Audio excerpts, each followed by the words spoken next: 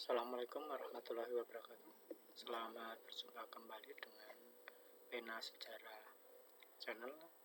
Dalam kesempatan kini kita akan melanjutkan pembahasan mengenai upaya mempertahankan proklamasi kemerdekaan Indonesia dalam sejarah nasional Indonesia untuk pembelajaran siswa kelas 11 tingkat SMA.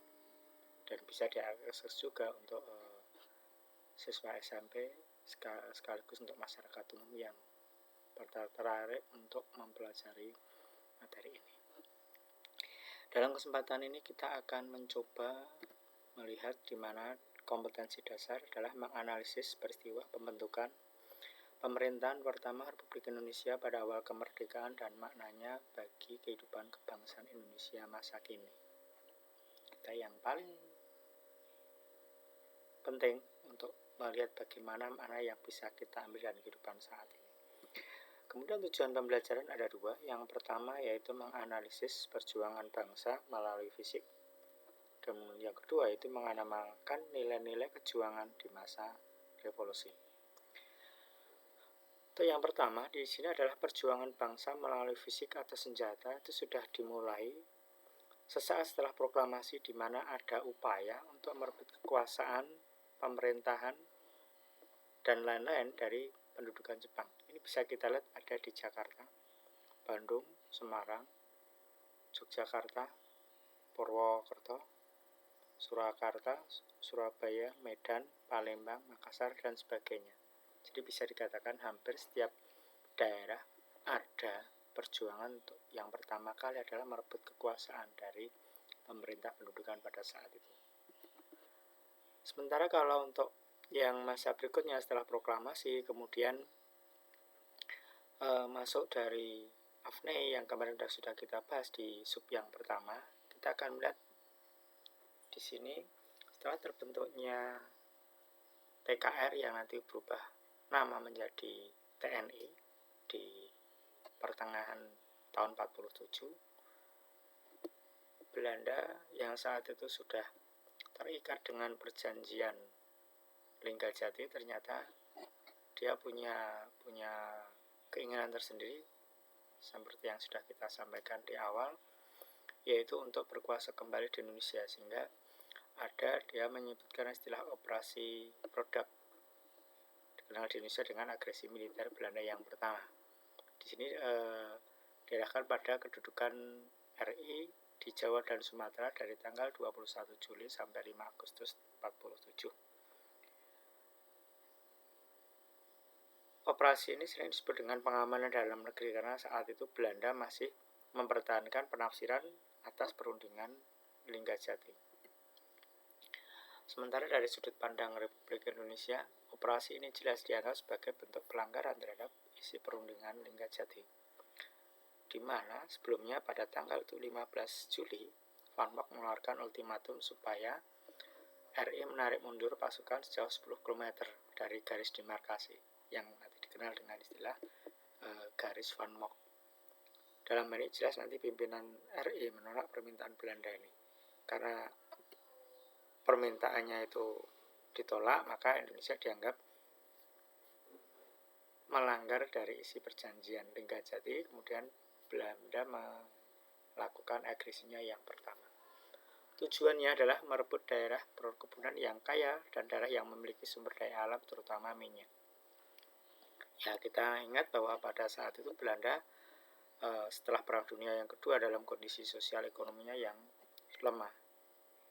Mereka pengen memperbaiki kembali di negeri Belanda.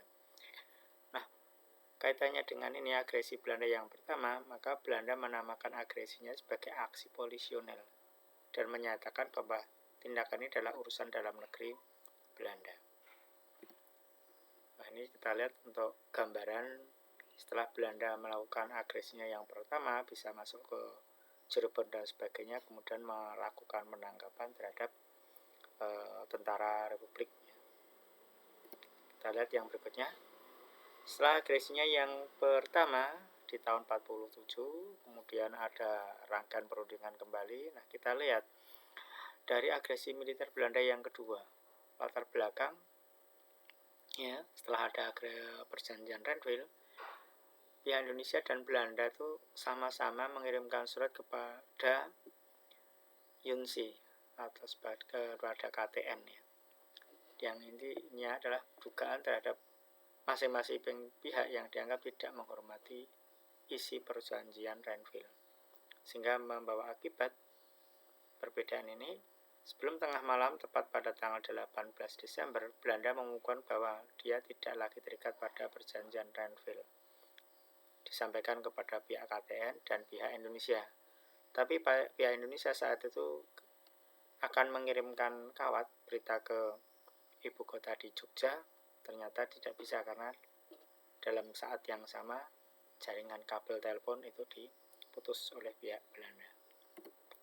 Nah, ini setelah pendaratan Belanda di Jogja, kita lihat ada beberapa gambar yang nanti terkait dengan peristiwa itu. Nah, akibatnya dari agresi Belanda yang kedua ini, presiden dan jajaran petinggi negara ikut ditahan oleh Belanda. Tapi di sisi lain di sini sudah ada langkah-langkah yang berikutnya yang sudah disusun sebelumnya, di mana Presiden Soekarno mengirimkan radiogram kepada Mr. Safrudin, Prawira Negara, untuk membentuk PDRI. Kemudian yang ketiga, perintah serupa itu diberikan kepada Mr. Amarames yang saat itu sedang ada di India untuk membentuk exile government dengan catatan kalau PDRI tidak bisa menjalankan fungsinya. Dan yang keempat, pasukan TNI diperintahkan untuk melakukan gerilya meninggalkan kota Jogja. Kemudian yang berikutnya ada serangan umum atas Yogyakarta 1 Maret 49. Ini dilatar belakang oleh Sri Sultan Hamengkubuwono yang ke-9 lewat radio menangkap berita luar negeri tentang rencana Dewan Keamanan PBB mengadakan sidang pada bulan Maret untuk membahas perkembangan Indonesia. Dari sini muncul ide bagaimana kalau Jogja itu yang saat itu dikuasai oleh Belanda itu diserang oleh TNI. Nah, kemudian dari ide ini Sri Sultan berkirim surat kepada Jenderal Sudirman tentang perlunya tindakan penyerangan terhadap posisi Belanda yang ada di ibu kota Jogja. Ya awalnya agak sungkan karena di situ ada Sri Sultan, tapi sudah diberikan beberapa alasan sehingga dilaksanakan serangan tersebut. Nah, pengaruhnya dari serangan umum ini bisa Anda nanti serangan umum 1 Maret bisa Anda browsing di internet atau bisa melihat di video-video di dalam YouTube. Pengaruhnya jelas nanti dari serangan umum 1 Maret nanti disebarluaskan melalui RRI gerilya yang ada di Gunung Kidul sehingga dapat ditangkap oleh RRI di Sumatera kemudian diteruskan ke luar negeri. Meskipun serangan itu bisa dikatakan menguasai Jogja sekitar 6 jam. Kemudian pengaruh yang lain dari serangan umum ini menunjukkan bahwa posisi tawar Indonesia akan menguat, sementara Belanda akan banyak dikecam. Kenapa? Karena dia sudah mengatakan RI itu sudah lemah. Nah, setelah serangan umum 1 Maret, maka berikutnya disusul dengan serangan umum Surakarta selama 4 hari, 7-11 Agustus. Ini yang satu bentuk yang lain. Yang lain selain ada perjuangan secara fisik di daerah lain bisa Anda browsing di internet.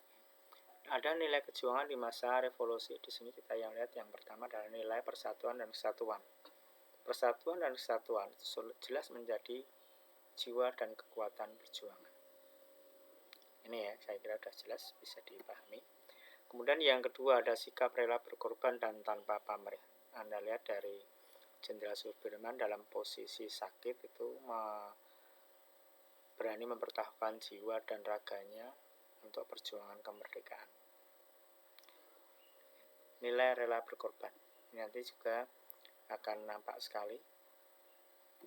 Dan yang ketiga ada cinta tanah air, yaitu faktor yang mendorong sangat kuat bagi perjuang masa revolusi saat itu.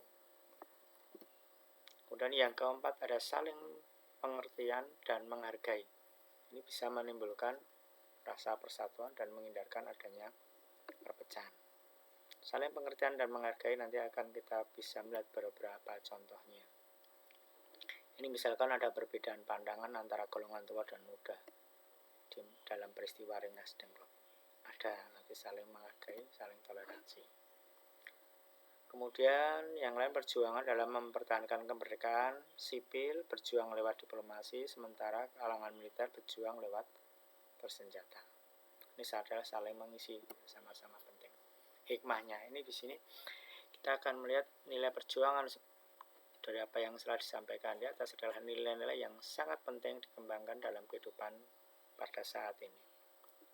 Di sini utamanya pada bagaimana mengisi pembangunan sekarang ini demi kemaslahatan umum agar dapat tercapai.